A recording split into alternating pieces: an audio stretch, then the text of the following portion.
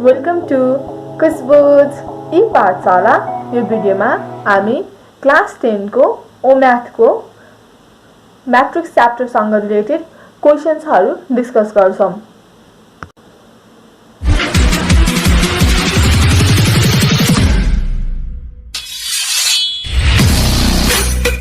Question start गर्नुभन्दा पहिला चाहिँ हामी मैट्रिक्स सँग रिलेटेड युज हुने फ्यु टर्मिनोलोजीजहरुको बारेमा चाहिँ डिस्कस गर्छौं है त। फर्स्टमा चाहिँ हामीले मैट्रिक्स को अर्डर चाहिँ फाइन्ड गर्न सक्नुपर्छ है। अर्डर कसरी फाइन्ड गर्ने त्यसको बारेमा डिस्कस गरौं। जहिले पनि क्यापिटल लेटरले डिनोट गरिन्छ है। मैट्रिक्स को अगाडिको लेटर चाहिँ क्यापिटल लेटरले डिनोट गरिन्छ। A B C D. हामी के गर्दै छौं? अर्डर फाइन्ड गर्दै छौं है। Order of matrix.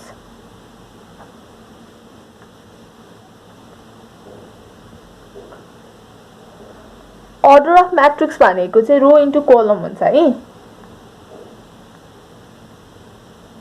यसमा हेरौं त, रो भनेको चाहिँ होरिजेन्टल है। यो होरिजेन्टल भयो, एउटा भयो, अर्को यो भयो, दुईटा रो छ है। यो एउटा भयो, यो एउटा भयो है। रो कतिवटा भयो? दुईटा भयो है। 2 इन्टु कलम भनेको चाहिँ भर्टिकल है, तलबाट माथि है। एउटा, दुईटा। यसको अर्डर के रहेछ? 2/2 रहेछ है। त्यसैगरी अर्को हेरौं, A B C D E F. यसको अर्डर हेरौं है त। अर्डर चाहिँ हामीले ब्रैकेट बाहिर लेख्छौं है। जसरी मैले यसमा लेखे नि त्यसरी नै लेखिन्छ है। रो हेरौं, एउटा, दुईटा। 2 इन्टु कलम हेरौं है, एउटा, दुईटा, तीनटा। 2 इन्टु 3 यसरी भयो है। अर्को पनि हेरौं,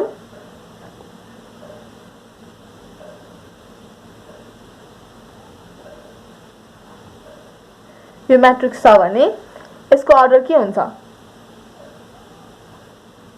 एउटा, दुईटा, तीनटा हो। तीनटा रो छ है। कलम हेरौं, कलम भनेको चाहिँ भर्टिकल है, तलदेखि माथिसम्मको। एउटा छ, दुईटा छ। 3 इन्टु 2 भयो।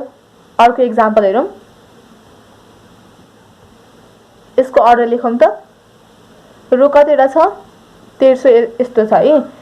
एउटा छ हो, 1 भयो। र तलदेखि माथि कतिवटा छ? एउटा छ हो। त्यही भएर 1 इन्टु 1 भयो है। 1/1 को अर्डर भयो। अर्को हेरौं, A B C D E F G H I. यसको अर्डर हेरौं त। एउटा है, 1300। अर्को पनि छ, दुईटा भयो। यो 1 2 3 कतिवटा अर्डर भयो? सरी, कतिवटा रो भयो? 1 2 3टा हो, 3 भयो है। इन्टु कलम हेरौं है, तलदेखि माथिसम्मको। एउटा, दुईटा, तीनटा। इन्टु 3 यसरी चाहिँ अर्डर निस्किन्छ है। कुनै पनि मैट्रिक्स को अर्डर चाहिँ हामीलाई फाइन्ड गर्न आउनुपर्छ है। अर्डर अफ मैट्रिक्स भनेको रो इन्टु कलम है। रो भनेको चाहिँ होरिजेन्टल भयो हैन। यो एउटा रो भयो, 1। यो अर्को रो भयो, 2 भयो। त्यही भएर यहाँ 2 आयो। त्यसैगरी कलम भनेको चाहिँ तलदेखि माथिसम्म है। यो भयो, यो भयो है। 1 2 भयो, त्यही भएर 2 भयो है। यसरी चाहिँ अर्डर अफ मैट्रिक्स चाहिँ निकाल्न सक्छौं है हामीले। अब हामी स्क्वायर मैट्रिक्स को बारेमा डिस्कस गर्छौं है त। स्क्वायर मैट्रिक्स भनेको चाहिँ त्यस्तो मैट्रिक्स हो जसमा चाहिँ number of rows equals to number of column हुन्छ है। Number of rows equals to number of columns. Rows भनेको चाहिँ म फेरि भन्छु है। रोज भनेको चाहिँ ए बी सी डी है। रोज भनेको चाहिँ यो भयो है। यो रो 1, यो रो 2। कलम भनेको चाहिँ यो है, C1 C2। यो चाहिँ कलम भयो है। जसमा चाहिँ number of rows equals to number of columns हुन्छ, त्यसलाई चाहिँ हामीले स्क्वायर मैट्रिक्स भन्छौं है। अब यसमा हेरौं त, यो नम्बर अफ रोज, यो नम्बर अफ कोलम्स, यो के भयो 2 2 छ, त्यही भएर यो के भयो स्क्वायर म्याट्रिक्स भयो है। यसमा हेरौँ त, नम्बर अफ रोज 2 छ, नम्बर अफ कोलम 3 छ है। मिल्यो त मिलेन है। Number of rows equals to number of column भयो त भएन है, त्यही भएर यो स्क्वायर म्याट्रिक्स भएन है। यसमा हेरौँ त, नम्बर अफ रोज 3 छ, नम्बर अफ कोलम 2 छ हो, स्क्वायर म्याट्रिक्स भयो भएन है।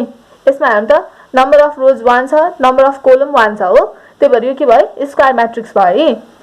यसमा हेरौँ त, नम्बर अफ रोज 3 छ, नम्बर अफ कोलम 3 छ है। नम्बर अफ रोज र नम्बर अफ कोलम के भयो इक्वल भयो, त्यही भएर यो के भयो स्क्वायर म्याट्रिक्स भयो। हामीले स्क्वायर म्याट्रिक्सको बारेमा पनि बुझ्यौँ है। अब चाहिँ हामी आइडेन्टिटी म्याट्रिक्सको बारेमा चाहिँ डिस्कस गर्छौँ है त।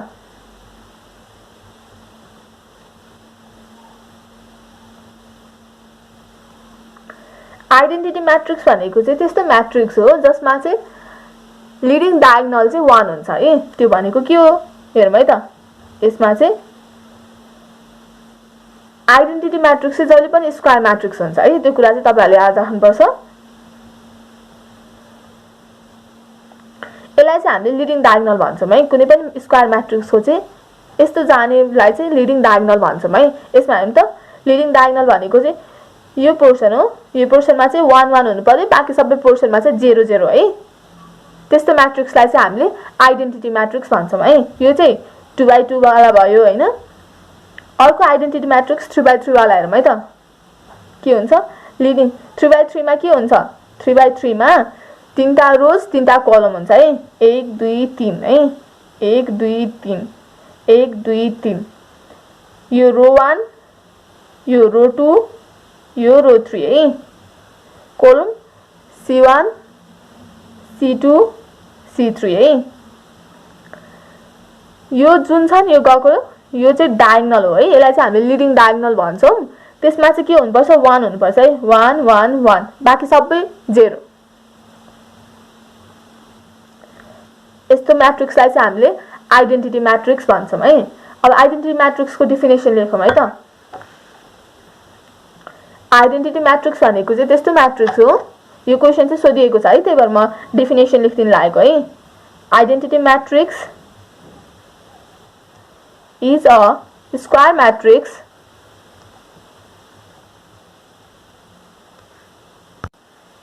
with ones on the diagonal. Diagonal मा चाहिँ के हुन्छ 1 हुन्छ है, and zeros elsewhere.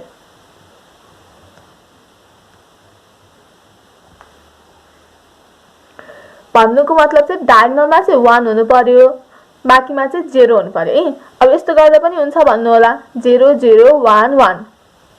यस्तो चाहिँ यस्तो म्याट्रिक्स चाहिँ आइडेन्टिटी म्याट्रिक्स चाहिँ हुँदैन। किन भन्दाखेरि मैले लिडिङ डायगोनल भनेको छु है। यहाँबाट स्टार्ट भएर कहाँसम्म जान्छ त्यहाँसम्म चाहिँ 1 हुनुपर्छ है।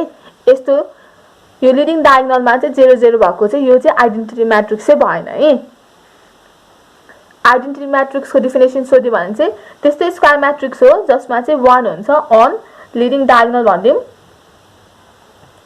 एन्ड द जेरोज एल्सवेयर है। एक्जाम्पल देऊ भने एक्जाम्पल भनेर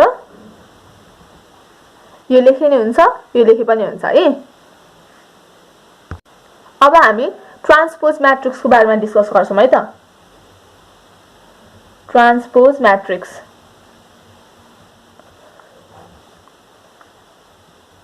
सपोज एउटा म्याट्रिक्स क्यापिटल ए ले डिनोट गरेको छ है, ए बी सी डी छ है। यसको ट्रान्सपोज म्याट्रिक्स भनेको चाहिँ रो चाहिँ कोलममा चेन्ज हुन्छ र कोलम चाहिँ रोमा चेन्ज हुन्छ है।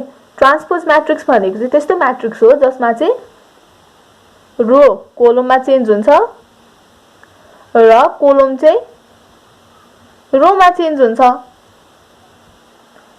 यसमा हेरौँ है, रो कुन हो, यो एबी हो, सीडी है। रोलाई हामी कोलममा चेन्ज गरौँ है त। यो रो हो, यसलाई हामीले कोलममा चेन्ज गर्नु पर्यो भने ए बी तल आयो है। यो पनि रो हो, सी माथि गयो, डी तल आयो है। एबी यो रो थियो, यसलाई हामीले यसरी लेख्यौँ है, कोलममा लेख्यौँ है, यस्तो थियो, यसरी सिधा बनाएर लेख्यौँ है। सीडी पनि यस्तो थियो, हामीले कसरी चेन्ज गर्यौँ, यसलाई सिधा बनाएर लेख्यौँ है। सी माथि गयो, बी तल आए त्यसरी गर्यौं है रो केमा चेन्ज भयो कोलममा चेन्ज भयो यो रो पनि कोलममा चेन्ज भयो है अब कोलमलाई रोमा चेन्ज गरौँ है यो ट्रान्सपोज म्याट्रिक्स भइहाल्यो है यसैलाई कोलमलाई हामीले रोमा चेन्ज गरौँ है त यही म्याट्रिक्सको ए बी सी डी म्याट्रिक्सको कोलमलाई रोमा चेन्ज गरौँ कोलम भनेको के हो यो एसी हो यो कोलम 1 यो कोलम 2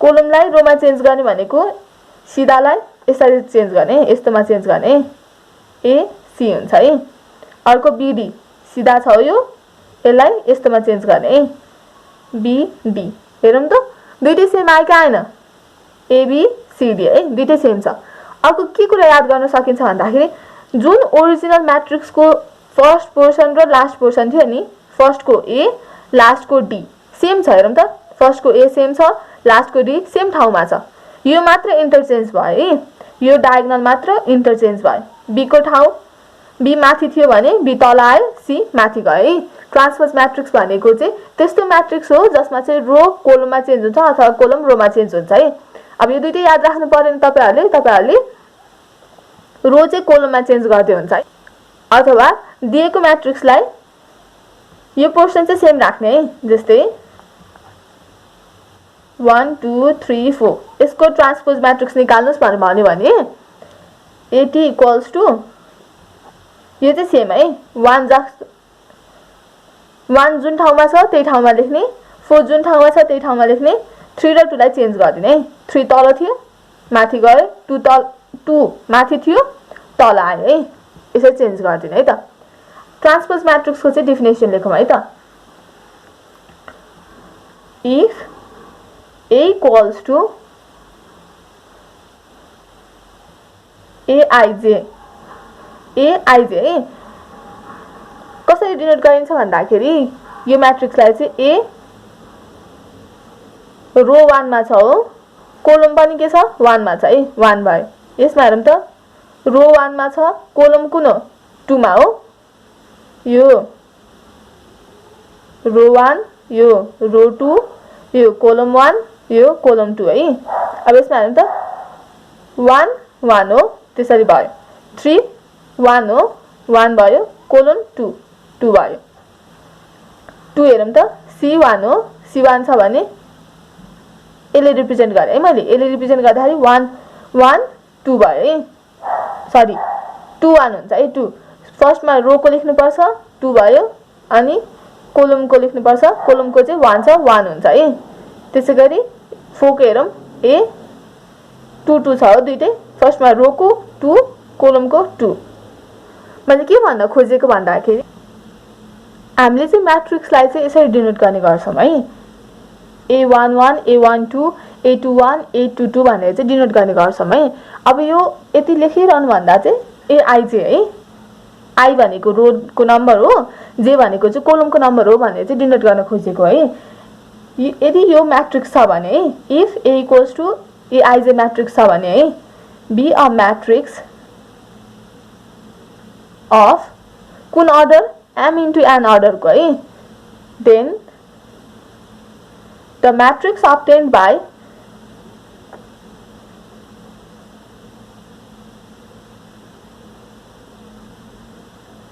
interchanging the rows रो र कोलमलाई चाहिँ इन्टरचेन्ज गरेर obtain भएको म्याट्रिक्सलाई चाहिँ हामीले ट्रान्सपोज म्याट्रिक्स भन्छौं है interchanging the rows and columns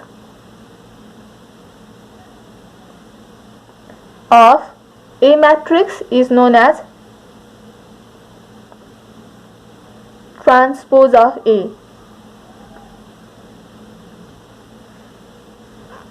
यो सेन्टेन्सले के भन्न खोजेको भन्दाखेरि चाहिँ त्यस्तो म्याट्रिक्स हैन यदि A इक्वल्स टु Aij यो चाहिँ तपाईहरु मेमोराइज नै गर्नुस् हैन सिम्पल छ यदि A इक्वल्स टु Aij भन्ने म्याट्रिक्स छ भने of order m into n को छ भने त्यस्तो म्याट्रिक्स जुन चाहिँ कसरी obtain हुन्छ by changing the rows into columns है रोजलाई कोलममा चेन्ज गर्ने अथवा कोलमलाई चाहिँ रोमा चेन्ज गरेर obtain भएको म्याट्रिक्सलाई चाहिँ हामीले ट्रान्सपोज अफ A भन्ने गर्छौं है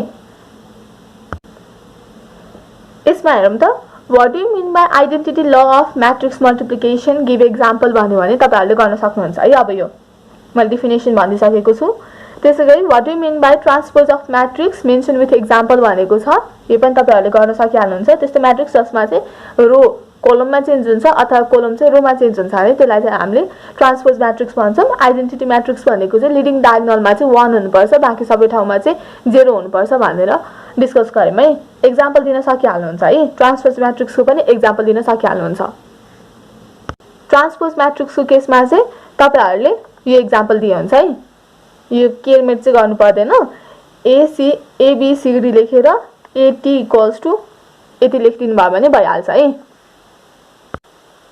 यो भिडियोमा चाहिँ हामीले order of matrix, square matrix, identity matrix, transpose म्याट्रिक्सको बारेमा चाहिँ डिस्कस गऱ्यौँ।